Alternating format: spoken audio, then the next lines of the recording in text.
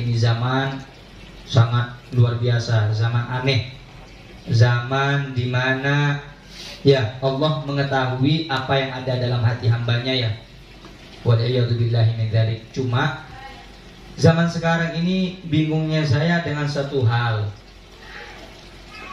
terhadap mereka orang-orang yang lisannya senantiasa runcing kepada para ulama. Apalagi mereka orang-orang yang berani menentang para ulama-ulama terdahulu yang diakui keilmuannya, yang diakui kealimannya, yang diakui keluasan daripada pemahamannya. Sampai mereka itu ada sebagian orang mengatakan, wallah, saya menentang daripada ulama-ulama yang menyatakan kesahihan keluarga Nabi Muhammad. Oh, sampai berani. Wal'iyadzubillahi min dzalik. Dia siapa? Yang ngomong itu siapa? Siapa orangnya? Ada yang bilang, oh ini ulama pencetus ilmiah baru. Ilmiahnya sudah diuji belum? Tesisnya udah diuji belum? Kalau belum diuji jangan, bahaya. Sekelas Al-Imam Ibn Hajar dilawan, sekelas Al-Imam Syekh Yusuf An-Nabhani dilawan, sekelas As-Sayyid Murtada Az-Zabidi dilawan. Walaupun ulama dunia mengithbat dan mengesahkan keluarga Rasul Bani Alawi, saya tentang. Wal'iyadzubillahi min. Amin. Ada hujah ulama nyar-nyaran. Benih ulama ubah. Mun ulama tak kira innama yakhsyallaha min ibadihil ulama. Ulama itu paling takut, paling khasyah, paling takwa kepada Allah. Jadi tidak mungkin sembarangan berdusta dengan nama Nabi Muhammad. Makanya saya ingatkan, stop, cukup. Yang tidak tahu tentang permasalahan bukan daripada fun atau daripada keahliannya, stop, jangan ikut-ikut terprovokasi dengan framing-framing yang ada.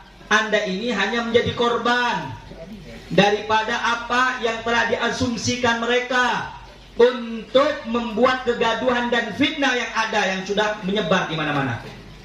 Sudah sepakat para ulama yang mana mereka ahli nasab diakui, seperti As-Sayyid Murtada Az-Zabidi dalam kitabnya Ar-Rawdul Jali fi Nasabi Bani Alawi. Kalau kita pengen tahu siapa Sayyid Murtada Az-Zabidi,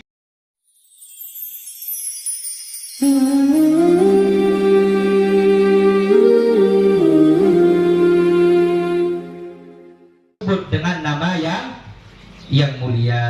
Nah, karena itu di sini disebutkan di beberapa penjelasan, di antaranya di dalam kitab tafsir Jalalain atau dalam kitab tafsir Asy-Syaikh Muhammad Ali As-Sabuni, la nufarriqu baina ahadim min rusuli ini,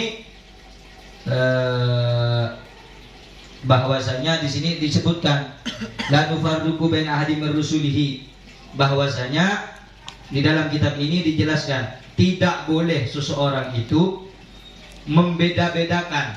Maksudnya la nu'minu bil ba'di wa nakfuru bil ba'di. Tidak boleh beriman dengan sebagian nabi kemudian mendustakan atau tidak mengikuti sebagian nabi yang lain. Tidak boleh. Nakfur, jadi kafir, ingkar, mengingkar nabi yang lain tidak boleh. Contoh, oh saya ini beriman kepada Nabi Adam tapi tidak mau beriman kepada Nabi Musa atau Isa. Tidak boleh.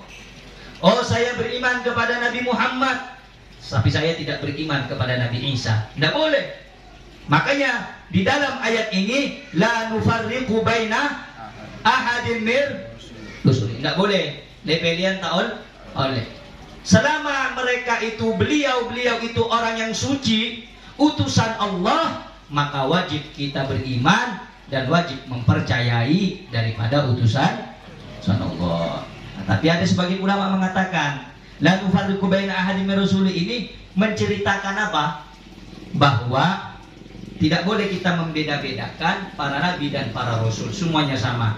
Tapi ada ayat yang lain yang mengatakan bahwa Nabi Muhammad sallallahu alaihi wasallam dalam keterangan yang lain itu lebih mulia daripada nabi-nabi yang lain disebabkan Nabi Muhammad sallallahu alaihi wasallam lebih besar ujian ketika dalam berdakwah di jalan Allah Subhanahu wa taala. Nah, makanya Nabi Muhammad itu tidak bisa dibandingkan dengan nabi-nabi yang lain.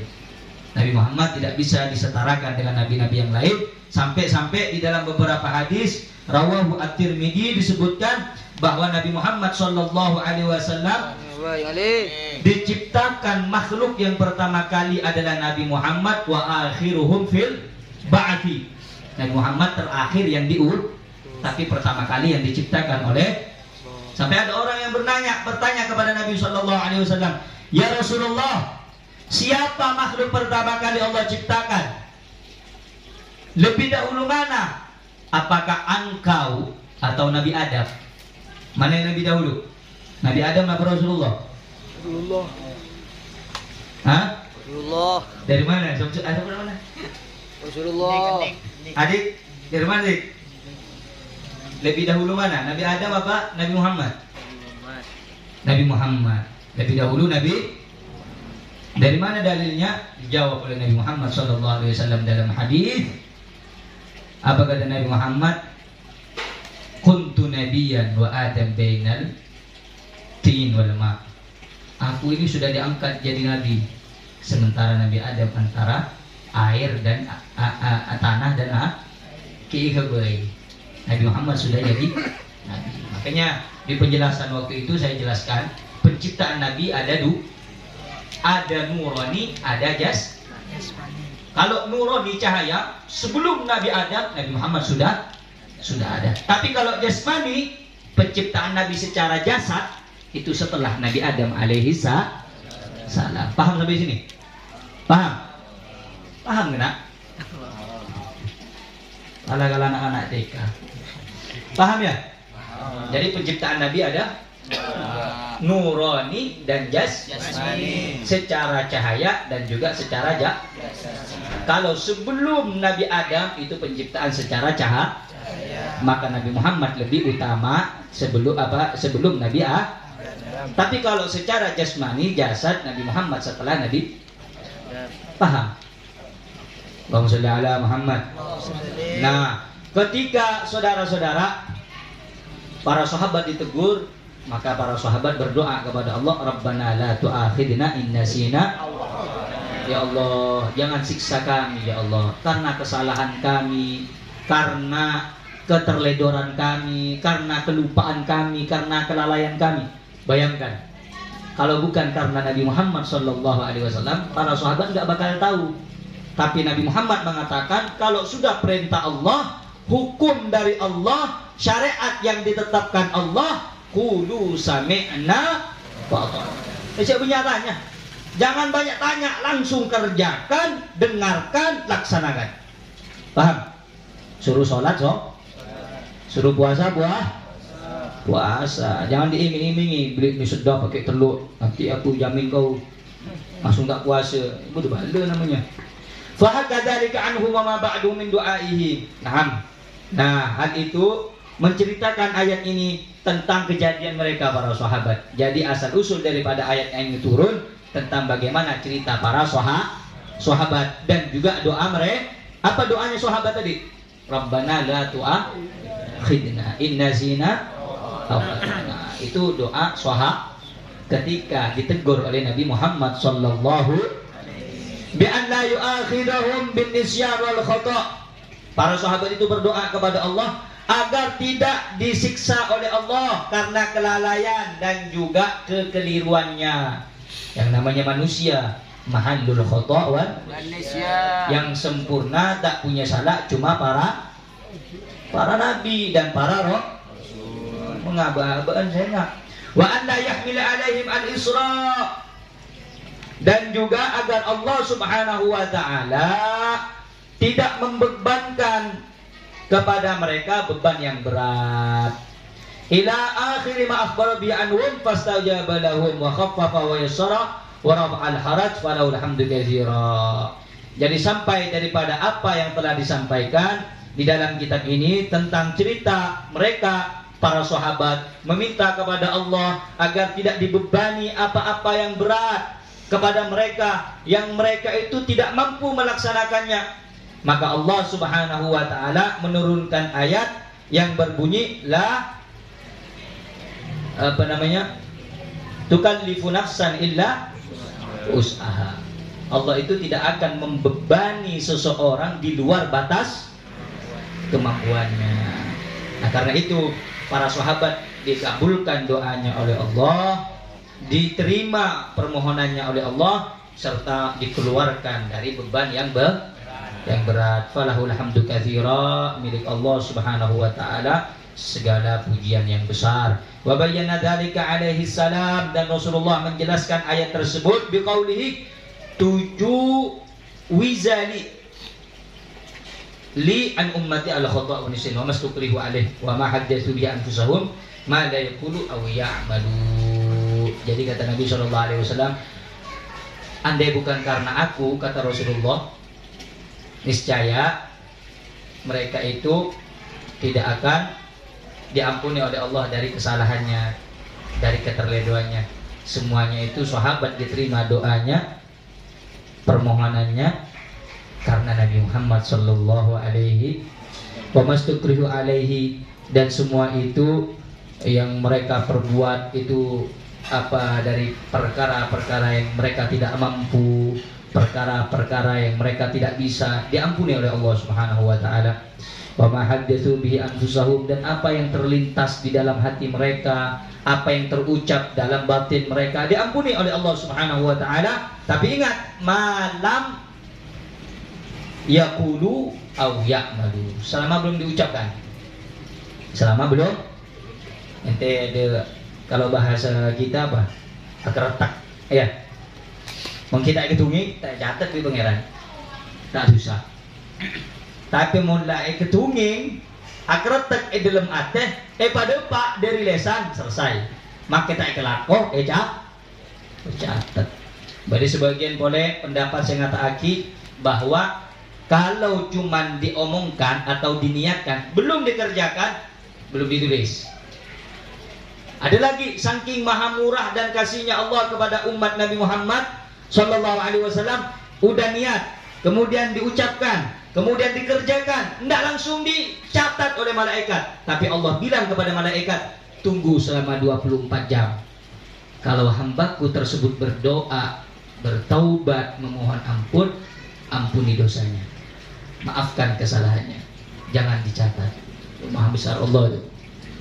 Kita nih lakukan dosa, ya, lakukan itu ditunggu 24 jam. Kalau langsung bertaubat, tidak disiksa oleh Allah Subhanahu wa taala. Benar, karena taubat saya dan Anda bukan karena bukan karena khusyuknya kita dalam bertaubat, tidak. Tapi Allah melihat di situ ada Nabi Muhammad sallallahu alaihi wasallam. Kuntum khaira ummatin ukhrijat. Kamu sebaik-baiknya manusia. Baik bukan karena akhlak kita baik menjadi umat terbaik bukan ibadah kita, bukan karena amalia kita, tapi karena kita menjadi umat baginda Nabi Muhammad sallallahu alaihi. Allahumma shalli ala Muhammad. Jadi dari kajian yang singkat ini tolong difahami dan juga diamalkan. Jangan sembarangan untuk melintaskan di dalam hati kita sesuatu yang tidak baik, karena Allah maha mengetahui, maha mencatat segala perbuatan hambanya. Makanya jangan sampai ada benci sama orang, jangan sampai ada tidak suka dengan orang, jangan sampai ada permusuhan kepada orang, jangan sampai, apalagi sampai beberapa hari punya dendam. Na'udzubillah min dzalik. Nah hadirin Jalsatul Ahbab rahimani wa rahimakumullah, terakhir yang ingin saya sampaikan, ini zaman sangat luar biasa, zaman aneh, zaman dimana ya Allah mengetahui apa yang ada dalam hati hambanya, ya. Wal'iyadzubillahi min dzalik. Cuma zaman sekarang ini bingungnya saya dengan satu hal terhadap mereka orang-orang yang lisannya senantiasa runcing kepada para ulama. Apalagi mereka orang-orang yang berani menentang para ulama-ulama terdahulu, yang diakui keilmuannya, yang diakui kealimannya, yang diakui keluasan daripada pemahamannya. Sampai mereka itu ada sebagian orang mengatakan, wallah, saya menentang daripada ulama-ulama yang menyatakan kesahihan keluarga Nabi Muhammad. Oh, sampai berani. Waliyadzubillahi min dzalik. Dia siapa? Yang ngomong itu siapa? Siapa orangnya? Ada yang bilang, oh ini ulama pencetus ilmiah baru. Ilmiahnya sudah diuji belum? Tesisnya udah diuji belum? Kalau belum diuji jangan, bahaya. Sekelas Al-Imam Ibn Hajar dilawan, sekelas Al-Imam Syekh Yusuf An-Nabhani dilawan, sekelas As-Sayyid Murtada Az-Zabidi dilawan. Walaupun ulama dunia mengithbat dan mengesahkan keluarga Rasul Bani Alawi, saya tentang. Waliyadzubillah, amin. Amin. Ada hujah ulama nyar-nyaran. Benih ulama baru. Ubah. Mun ulama tak kira innama yakhsyallaha min ibadihil ulama. Ulama itu paling takut, paling khasyah, paling takwa kepada Allah. Jadi tidak mungkin sembarangan berdusta dengan nama Nabi Muhammad. Makanya saya ingatkan, stop, cukup. Yang tidak tahu tentang permasalahan bukan daripada fun atau daripada keahliannya, stop, jangan ikut-ikut terprovokasi dengan framing-framing yang ada. Anda ini hanya menjadi korban daripada apa yang telah diasumsikan mereka untuk membuat kegaduhan dan fitnah yang ada, yang sudah menyebar di mana-mana. Sudah sepakat para ulama yang mana mereka ahli nasab diakui, seperti As-Sayyid Murtada Az-Zabidi dalam kitabnya Ar-Raudul Jali fi Nasabi Bani Alawi. Kalau kita pengen tahu siapa Sayyid Murtada Az-Zabidi, kana an-nasu yartahiluna ilaihi wa yukatibunahu litakririn ansabihim wa tashihiha min masyriqi wal maghribi. As-Sayyid Murtada Az-Zabidi ini ahli nasab yang semua manusia datang dari barat dan timur. Untuk apa datang? Untuk mengoreksi nasab orang lain. Jadi kalau ada orang nasabnya itu tidak baik atau kurang pas, datang ke Sayyid Murtada Az-Zabidi untuk dibenarkan, untuk dibetulkan dan diberikan catatan. Jadi Sayyid Murtada Az-Zabidi mengakui tentang adanya keluarga Nabi Muhammad SAW. Dari jalur Al-Imam Ubaidillah bin Ahmad bin Isa Al-Muhajir ilallah. Kalau kita lihat lagi di dalam kitab Riyadul Jannah fil Adhkaril Kitab was Sunnah, Asy-Syaikh Yusuf An-Nabhani, sudah jelas itu sudah. Inna sadatana Ali Ba'alawi qad ajma'at ummatul Muhammadiyah fi sa'iril a'sar wal aqtar ala annahum min asahhi ahli baitin nubuwati nasaban. Asy-Syaikh Yusuf bin Ismail An-Nabhani mengatakan bahwa nasab yang paling jelas, yang paling sahih dari keluarga Bani Alawi itu sudah jelas, kata Syekh Yusuf bin Ismail An-Nabhani. Timbullah zaman sekarang polemik-polemik yang ada ini membuat orang-orang yang bodoh, yang tidak tahu, ikut-ikutan membenci, ikut-ikutan tidak menyuka. Wal'iyadzubillah min dzalik. Kalau memang nasab mereka sada Bani Alawi adalah nasab yang salah, wallah, Al-Imam Abdullah Al-Haddad tidak mungkin melakukan itu, saudara. Untuk apa baca bi sambian? BNT mai baca kitab Rotibul Haddad, mun Habib Huwai palsu. Untuk apa baca kitab Sulam Taufik, mun Habib Abdullah bin Usain bin Tahir palsu. Nah, saudara. Wal'iyadzubillah min dzalik. Mereka semuanya para aulia, mereka semuanya para arifin, mereka semuanya orang yang dekat kepada Allah Subhanahu wa ta'ala. Sehingga dikatakan oleh Asy-Syaikh Abdul Hasan Ibn Bunan Beliau mengatakan, la yu'azzimu aqdar al-awliya illa man kana 'azimal qadri indallah. Orang itu tidak akan mengagungkan para walinya Allah kecuali dia punya derajat di sisi Allah. Paham maksudnya? Kalau ada orang benci sama wali, apalagi viral sekarang nih, wali dibilang gila, wali majdub orang gila. Waliyadzubillahi min dzalik. Apa maksudnya? Berwalin Allah ngocak gila, berwalin Allah khurafat, berwalin Allah cerita dongeng. Apa zaman sekarang ini? La yu'azzimu aqdaral awliya illa man kana 'azimal qadri indallah.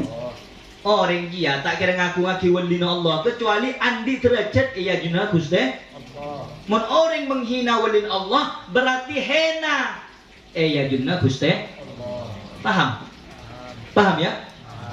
Nah, maka itu sedia cara Quran ke bela kereng barang riki. Dan video ni ke depan sebaraki cerok Quran nisar. Awal tak tahu, akhirnya norok benci. Awal tak tahu, akhirnya norok tak seneng. Waliyadzubillahi min dzalik. Gara-gara setong orang tak jelas. Siapa saya ngakui ulama, siapa saya ngebela ulama, siapa saya ngebela pendapat luar biasa, tak ada. Bahkan disebut lagi di Gus Wafi sampai Dajjal 2 kali keluar dikit ada dari ulama ahlu sunnah. Yang apa bahasanya katanya itu dalam bahasa itu. Saya tunggu sampai Dajjal keluar 2 kali dan naudzubillah min dzalik. Jadi cuman itu semua saya ingatkan keluar dari penyakit hati. Makanya apa yang mereka lakukan kalau tidak bertaubat, hati-hati karena mereka sadar Bani Alawi orang-orang yang mulia di hadapan Allah Subhanahu wa taala. Yang kedua, saya himbau juga kepada segenap para habaib yang punya nasab yang mulia, yang menjadi garis keturunan yang mulia, jangan berbangga diri dengan nasab. Jangan berbangga diri dengan garis keturunan. Karena dikatakan bahwa kebodohan yang tidak dihilangkan dengan keilmuan akan menurunkan derajat orang yang tinggi. Contoh, orang yang memiliki garis nasab yang mulia kalau tidak memiliki ilmu akan dipandang rendah. Sebaliknya, wal ilmu yarfa'ul wadi. Ilmu itu akan mengangkat derajat orang yang di bawah. Walaupun orang itu garis keturunannya dari orang tani, tapi kalau dia punya ilmu akan diangkat derajatnya oleh Allah Subhanahu. Makanya kita juga tidak membenarkan oknum-oknum habaib ataupun asatid atau kiai di zaman sekarang yang melakukan hal-hal yang tidak baik, tidak kita benarkan juga. Supaya apa? Supaya kita ini betul-betul menjalankan apa yang telah dilakukan oleh Nabi Muhammad sallallahu alaihi wasallam. Dan bagi mereka penghujat ulama, hati-hati, jangan gara-gara 1-2 oknum semua para ulama dibenci, semua para kiai dimusuhi, semua para habaib dibenci. Naudzubillahi min dzalik. Naudzubillahi min dzalik.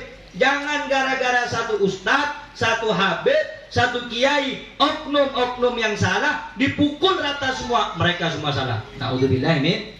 Tak boleh. Yang tidak baik dari oknum yang melakukan jangan diikuti, jangan dibenarkan perbuatannya. Tapi tidak semua dari mereka melakukan hal yang tidak baik. Ini untuk para netizen khususnya nih. Taubat kepada Allah Subhanahu wa taala, minta maaf kepada Allah. Mudah-mudahan kita semua selamat dari dunia hingga akhirat. Jadikan orang yang istiqamah di jalan Allah dan Nabi Muhammad, dan mudah-mudahan tetap di dalam jalannya baginda Rasul sallallahu alaihi wasallam. Amin ya rabbal alamin. Dan mudah-mudahan apa yang terjadi fitnah kepada umat Nabi Muhammad, khususnya kepada para habaib, tidaklah ujian musibah itu bertambah kepada mereka, kecuali bertambah juga keimanan mereka kepada Allah, bertambah takutnya mereka juga kepada Allah, bertambah istiqamahnya mereka juga kepada Allah, dan bertambah semua cintanya umat Nabi Muhammad, umat Islam ini kepada Allah dan kepada Nabi Muhammad sallallahu alaihi ya Rabbi bil Mustafa bil Maghausiyana wa fil lana ma madaya wasi'al karami wa sallallahu alaihi sayyidina Muhammad wa alihi wa sahbihi wasallam walhamdulillahi rabbil alamin. Ya Rabbana kata safa